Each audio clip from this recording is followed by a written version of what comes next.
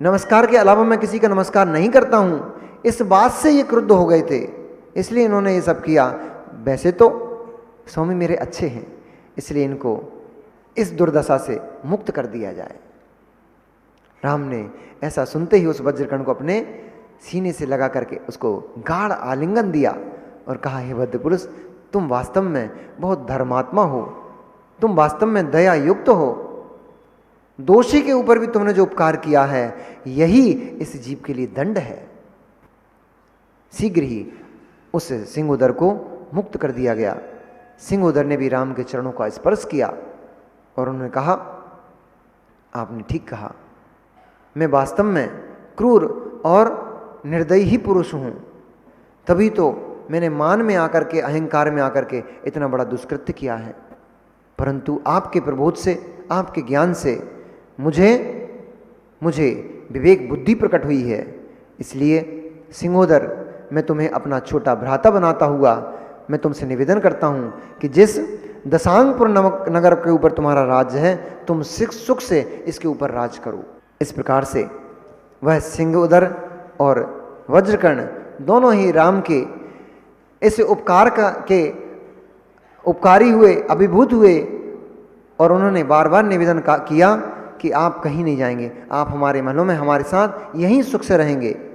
परंतु रामचंद्र जी ने अपना अभिप्राय बतलाते हुए आगे का रास्ता लिया और आगे का रास्ता लेते लेते वे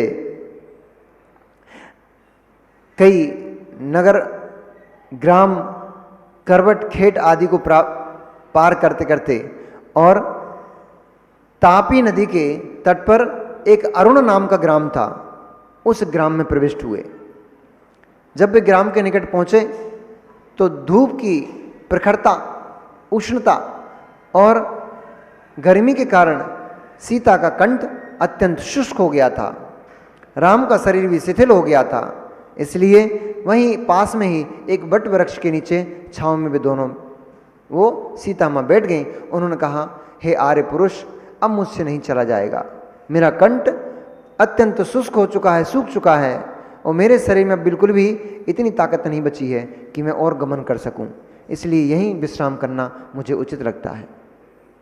तब रामचंद्र जी ने कहा, सीते, मुझे मालूम है धूप में चलते चलते तुम्हारे पैर तप्त हो चुके हैं, तुम्हारा शरीर तप्त हो चुका है और तुम्हारा कंठ सूख चुका है, पर वो देखो सामने पास में ही वो सफ़ेद श्वेत ध्वजाओं से सुशोभित एक नगर दिखाई देता है, बस वहाँ तक चलो, वहाँ चल के नगर में कुछ ना कुछ भोजन पानी की व्यवस्था अवश्य होगी।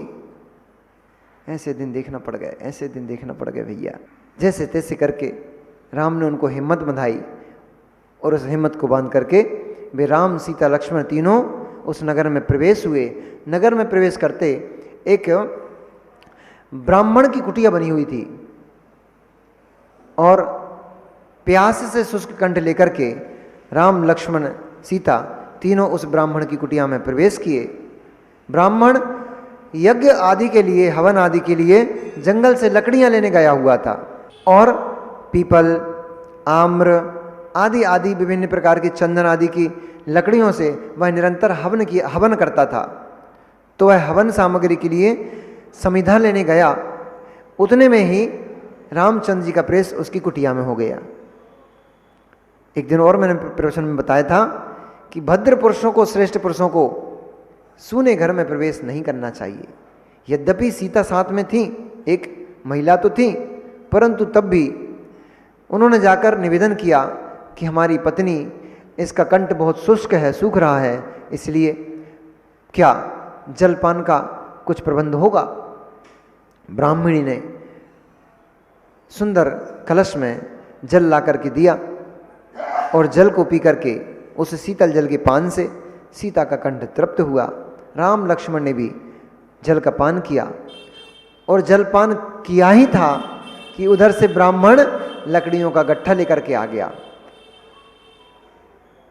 और जैसे ही लकड़ियों को गट्ठा लेकर आया, अब रामचंद्र जी आदि के वस्त्र जो थे वो रास्ते की धूल, कंकड़, कीचड़ आदि से मलिन थे, रूप भी थोड़ा धुंधला सा हो रहा था। इसलिए वह ब्राह्मण जैसे ही घर में प्रवेश किया, उसने तीन लोगों को वहां पर देखा और देख करके, चूंकि वह ब्राह्मण हृदय से दुष्ट था और बात बात में क्रोध करता था, क्रोधी प्रकृति का था, पित्त बढ़ जाता होगा उसका, तो इसलिए उसको क्षण क्षण में क्रोध आता था। और जैसे ही उसने बिना अनुमति के उसके घर में प्रवेश लोगों को देखा, तुरंत ही उसने गट्ठा पटका और बहुत कठोर कठोर शब्द कहना उसने प्रारंभ कर दिए। हे निर्लज्ज, तुम बिना मेरी अनुमति के मेरे घर में कैसे प्रवेश कर गए? तुम्हें इतना भी भान नहीं है कि जब घर में कोई स्त्री अकेली होती है तो उस अकेली स्त्री के घर में कभी किसी पुरुषों को प्रवेश नहीं करना चाहिए। तुम चेहरे से तो ठीक ठाक दिखाई देते हो, लेकिन तुम्हारी बुद्धि एकदम भ्रष्ट है, तुम कुपुरुष हो, तुम दुष्ट हो। ऐसे कठिन कठिन शब्दों से जब राम को उसने संबोधन दिया तो राम तो सोच में पड़ गए कि बात तो सही कह रहा है, बिना इसकी अनुमति के और हम इसके घर में प्रवेश कर गए, इसलिए इसका क्रोध करना उचित ही है। परंतु इतने दुष्टता भरे शब्द, इतने कषाय भरे शब्द, इतनी क्रोध भरे शब्द लक्ष्मण को कहां सहन होते थे? लक्ष्मण ने जैसे ही शब्द सुने उसके पैरों को ऊर्ध्व में पहुंचा दिया और सर को अधो कर दिया, यानी उसको उल्टा कर करके, और उसको पछीटने ही वाले थे। इतना में ही रामचंद्र बोल पड़े, अरे अनुज क्या कर रहे हो, ठहरो ठहरो ठहरो। और जैसे ही लक्ष्मण को शब्द सुनाई दिए तो राम ने क्या कहा? हो रामचंद्र ने मुख को खोला और बचनामृत रस कर्ण में घोला। राम श्री राम जय जय राम, राम श्री राम जय जय राम। रामचंद्र ने मुख को खोला, बचनामृत रस कर्ण में घोला। अनुज हमारे धीरज धारो, अधम बेप्र को क्षमा से मारो। राम श्री राम जय जय राम। हे लक्ष्मण क्या करते हो तुम ये? अरे लक्ष्मण धीरज धारो, धीरज धारो, थोड़ा धैर्य धारो। होता ही तो नहीं है। ये अनिल जी के जैसे थे वो, बिल्कुल पक्के में।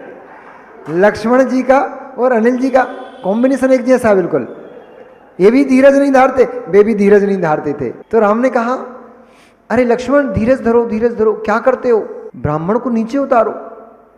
उसको उल्टा कर दिया उनने, पैर पकड़े और यूं घुमा दिया। तब रामचंद्र जी ने कहा कि अनुज हमारे धीरज धारो, अधम बेप्र को क्षमा से मारो। श्रेष्ठ पुरुष जो होते हैं वे डंडे की मार नहीं मारते, वे डंडे से, अस्त्र शस्त्र से मार नहीं मारते। श्रेष्ठ पुरुष व्यक्ति को क्षमा करके मार देते हैं। एक बार जीव को क्षमा दे दो, वो अपने आप अंदर ही अंदर मरता रहता है। फिर वो अंदर ही अंदर घुलता रहता है, मेरा ही दोस्त था, मैंने ऐसा पाप कर लिया, ऐसा गलत काम किया, उन्होंने तो मुझे क्षमा कर दिया।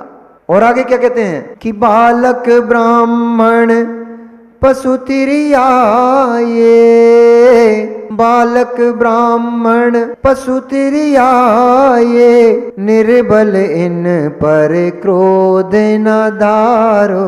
राम श्री राम जय जय राम। हे मित्र, बालक, ब्राह्मण, स्त्री, पशु, ये निर्बल कहलाते हैं, दुर्बल कहलाते हैं। इन शक्तिहीनों पर शक्तिशाली पुरुष अपना बल का प्रयोग नहीं करते। अपयश फैलता है, अपकीर्ति होती है। स्त्री के ऊपर हाथ नहीं उठाना चाहिए, अपयश फैलता है। पर आपको भी ऐसे काम नहीं करना चाहिए जिनसे कि इनको गुस्सा आ जाए। अपन ऐसे काम मत करो। अरे किसी ने आपके ऊपर हाथ उठा दिया, ये तो बहुत बड़ी बात। किसी ने आपके ऊपर लाल आंख करके देख लिया, ये हमारे लिए शर्म की बात हो गई। चुल्लू भर पानी में डूबने वाली बात हो गई हमारे लिए कि किसी व्यक्ति ने हमसे ऊंची आवाज में बात कर ली। किसी व्यक्ति ने हमारे लिए आंखें लाल कर ली। हमें अपना जीवन ऐसा जीना चाहिए, हमें ऐसा अपना जीवन जीना चाहिए कि जो भी आपके सामने आए आपका भक्त हो जाए।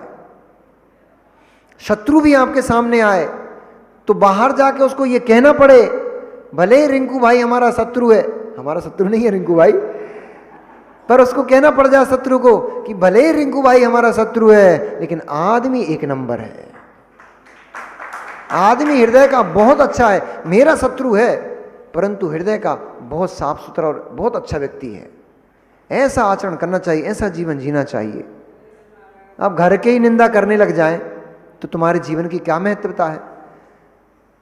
तुम्हारे भाई तुम्हारी निंदा करें, तुम्हारे घर के लोग ही तुम्हारे बारे में बोले अड़ोस पड़ोस में जाकर, घर तो सब बहुत अच्छा है पर हमारे भैया भाभी बहुत ही बेकार है, पूरे घर को नरक बना के रख दिया है, हर समय ऐसा करते, हर समय ऐसा करते, ऐसा तुम्हारे घर के लोग बोलने लग जाएं तो तुम्हारा जीवन व्यर्थ हो गया, तुम्हारा जीते जी तुम्हारा जीवन नष्ट हो गया। ऐसे कार्य करो, ऐसे अच्छे काम करो कि लोगों को आपकी तारीफ करने के लिए मजबूर हो जाएं लोग, ना चाहते हुए उनके मुंह से शब्द निकल ही पड़े कि व्यक्ति बहुत अच्छा है। तो जैसे ही राम ने कहा कि ब्राह्मण, बालक, स्त्री, पशु सैकड़ों गलती भी कर दें तब भी ये गलतियां इनकी क्षमा करने की योग्य। बच्चों सुनकर ये मत सोच लेना कि अब हमारे माता पिता को पता पड़ गया कि हम पे हाथ नहीं उठाना, अब हम गलतियां कर चले जाएं। आप लोग गलती नहीं करना, नहीं तो डांट खाना पड़ती है। आपको ऐसा काम करना ही नहीं कि जिससे माता पिता डांट पाए। ऐसे काम करना, ऐसे काम करो कि माता पिता सर के ऊपर हाथ फेर के बोले मुझे I am proud of you my son. उनको प्राउड फील हो, उनको गर्व फील हो, ओ मेरा बेटा ऐसा है, ब्रह्मांड में इकलौता ही है। ऐसा कहेंगे लोगों के बीच में जाकर तो समझो कि हमने अपने इस मनुष्य जीवन को प्राप्त करके कुछ धन कमाया है। लाखों करोड़ों की संपत्ति किसी काम की नहीं, लाखों करोड़ों की संपत्ति किसी काम की नहीं। यदि आपके माता पिता ये बोल जाएं, बहुओं जितनी भी बहुएं बैठी हो, आपके जीवन की सबसे बड़ी उपलब्धि ये है कि आपकी सास हाथ फेरकर 4 लोगों के सामने बोले बहू तो मुझे मिली है, किसी को भी मिले तो ऐसी बहू मिले, तो समझो कि हमने इस घर में आकर कुछ कमाया है। लाखों तुम्हारे घर में पड़े हैं, किसी कीमत के नहीं, किसी काम के नहीं। यदि तुम्हारे माता पिता ही तुम्हारी तारीफ नहीं कर पा रहे हैं, तुम्हारे माता पिता ही तुम्हारे लिए 2 शब्द अच्छे नहीं बोल पा रहे हैं, तुम्हारा सारा दिन बेकाम का, किसी काम का नहीं। निर्धन हो तुम, धनी होते हुए भी निर्धन हो, क्योंकि सद आचरण रूप धर्म आपके अंदर किंचित भी नहीं है। सद आचरण रूप धर्म नहीं है, धन नहीं है, तो फिर आपके पास कुछ भी नहीं है। तो ऐसे शब्दों को सुनकर के, जैसे ही अब भैया के आज्ञाकारी, भले गुस्से के तेज थे लेकिन भैया के आज्ञाकारी तो थे। भैया ने बोल दिया बालक ये ठीक नहीं है, उसको ब्राह्मण के ऊपर अस्त्र शस्त्र नहीं, ब्राह्मण के ऊपर वार नहीं किया जाता है, उसको ठीक नीचे उतारो, हमारा ही अपयश होगा इससे।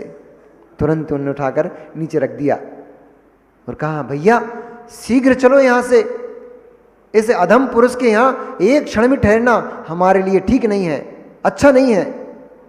जिसको घर में आए अतिथि का सम्मान नहीं जानता, ऐसा तू कितने भी ज्ञानी हो, कितने भी पढ़ा हुआ हो, तेरा ज्ञान किस काम का कि तुझे घर में आए अतिथि का सम्मान करना भी नहीं आता।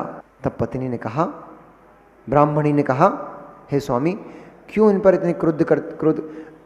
नगर और भी आजू बाजू के लोग इकट्ठे हो गए। उन्होंने कहा हे ब्राह्मण देवता, तेरे घर में अतिथि, अरे तू तो सौभाग्यशाली है, तू तो सौभाग्यशाली है कि तेरे घर में अतिथि आए हैं। अरे आप भी सौभाग्यशाली हो, आप भी सौभाग्यशाली हो, आपके घर में अतिथि आने वाले हैं। पता है क्या, आपको पता है क्या आपके घर में अतिथि आने वाले हैं? नहीं पता? प्रदीप जी नहीं पता क्या आपको? नहीं पता क्या? हम तो आए हैं, आने वाले हैं। अरे अभी आपके आगरा नगर में मुनि पुंगव सुधा सागर जी शिविर लगाने वाले हैं, और जब शिविर लगाएंगे तो 2-2.5 हजार शिविरार्थी, 3,000 शिविरार्थी आएंगे। वे आहार करने, भोजन करने के लिए छिपिटोला आने वाले हैं। ऐसा सुना है हमने कि सुधा सागर महाराज जी ने ऐसा निर्णय किया है कि शिविरार्थियों की भोजन की व्यवस्था छिपिटोला में होगी। तो हम लोगों का, आप सभी लोगों का तो अहोभाग्य है, आपके नगर में अतिथि आने वाले हैं। जिसके घर में एक पात्र रह जाए तो अच्छे बढ़िया कचौड़ी मालपुआ बना बना के खिलाते हैं, अच्छा भोजन कराते हैं और अच्छा मानते हैं, अरे हमारे घर में अतिथि आए थे, आज मेहमान आए थे। फिर साक्षात 10 दिन जो मोक्ष मार्ग की साधना करेंगे, ऐसे इतने सारे अतिथि एक साथ आपके छिपिटोला नगरी में आएंगे, हमें तो बड़ा आनंद रहेगा। अभी अपन भले ही 4 पूजन करने वाले थे, अब अतिथियों के स्वागत के लिए थोड़ा समय निकालना पड़ेगा। अपन पूजन एक कम कर लेंगे, अपन अपने काम में, कार्यक्रम में कुछ छटनी कर लेंगे, कुछ कम कर लेंगे। लेकिन ये बहुत बड़ा काम किया है महाराज जी ने। मुझे तो जैसे ही मैंने सुना बड़ा आनंद हुआ। ये मुनि पुंगव सुधा सागर जी ने बहुत बड़ा काम किया है कि उन्होंने इस बात को, जबकि यहां पर 3 मुनिराज हैं और लोक में बहुत सारी बातें हुई हैं, होती हैं, उन लोगों के ऊपर गाल पर एक बढ़िया वाला दिया है उन्होंने, ये निर्णय करके कि छिपिटोला में ही सभी लोग भोजन करने। अरे जितने भी आएंगे, हम तो कहते 10 भी पहुंचाएं, जितने भी पहुंचाएं, 50% आए, 60% आए, 70%, जितने भी आए, हम तो कहते हैं 2 शिविरार्थी भी वहां से आकर के छिपिटोला में भोजन ग्रहण करेंगे तो ये छिपिटोला वालों के लिए बड़ा सौभाग्य का क्षण होगा। और मुनिराज की बड़ी करुणा और दया होगी कि जो सब बातें लोग, समाज के लोग जो सब दुनिया भर की बातें करते रहते हैं, उनको इस बात का कम से कम ज्ञान हो जाएगा कि मुनियों के अंदर कोई भेद नहीं होता है।